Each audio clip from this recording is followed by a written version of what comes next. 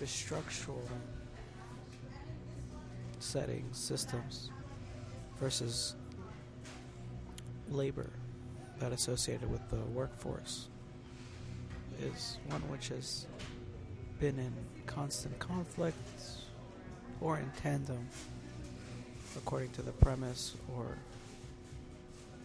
system that orients in that manner. The reason this is a important notation is that in the case of labor,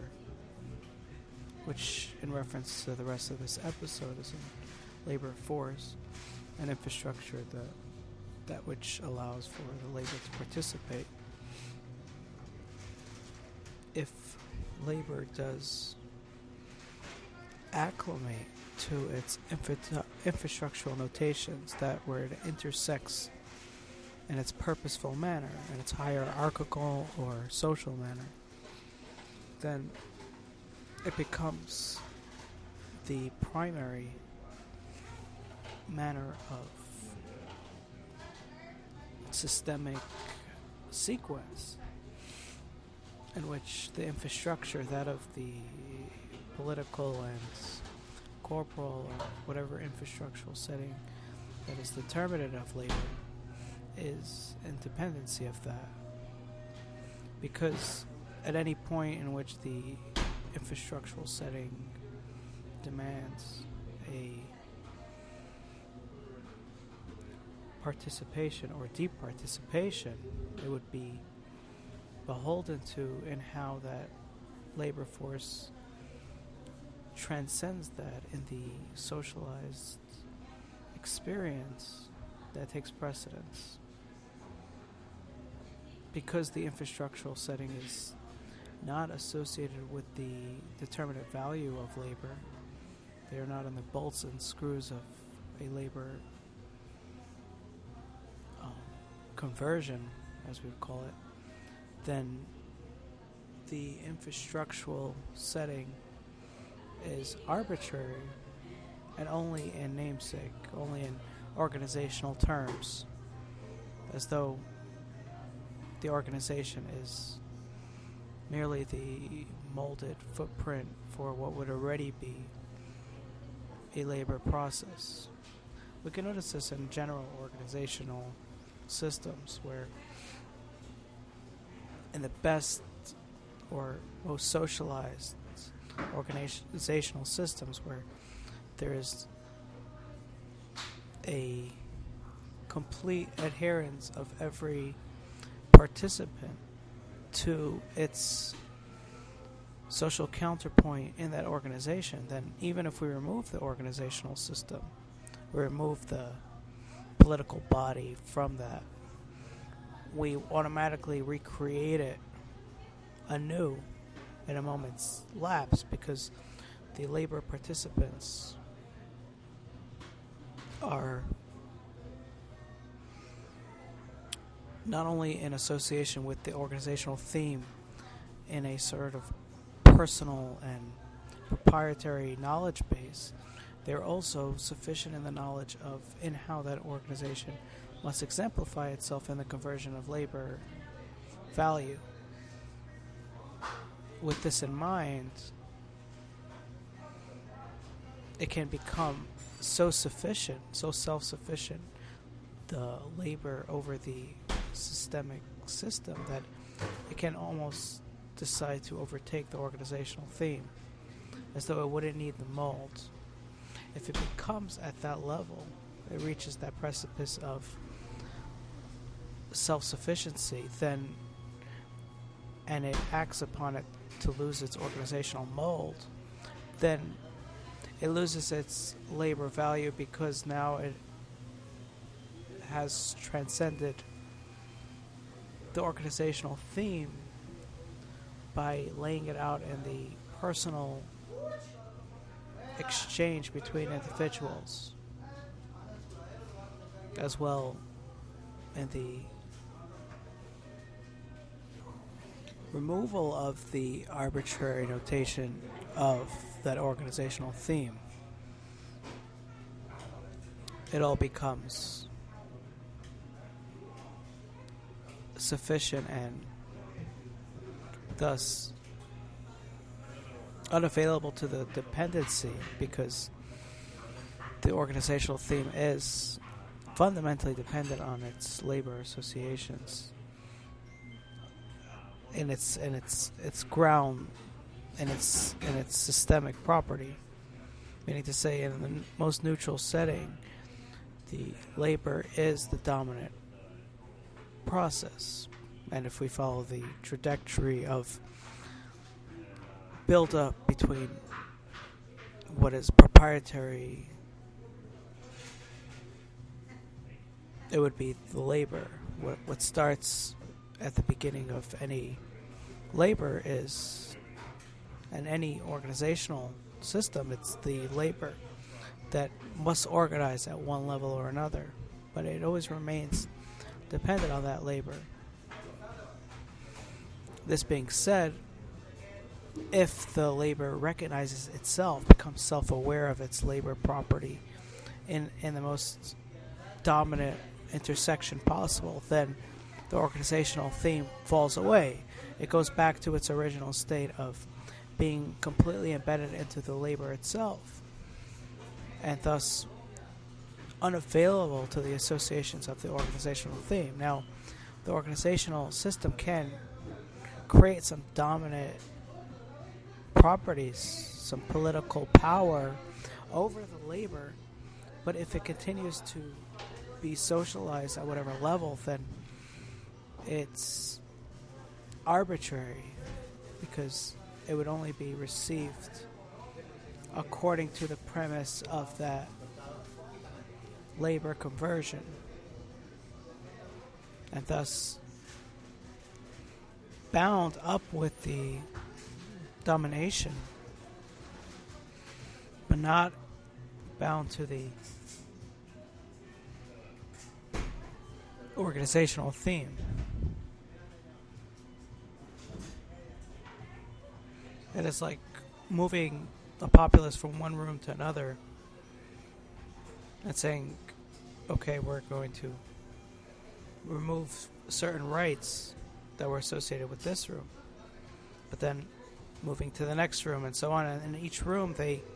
follow the properties of the labor activity until, that is, the organizational hierarchy can remove the right to labor itself, and then its relation to what is broader than it becomes arbitrary as well, because it is not a true organization, because it doesn't have labor, it doesn't have the value of labor, the value of human conversion, as we would call it. Now, the opposite effect, in which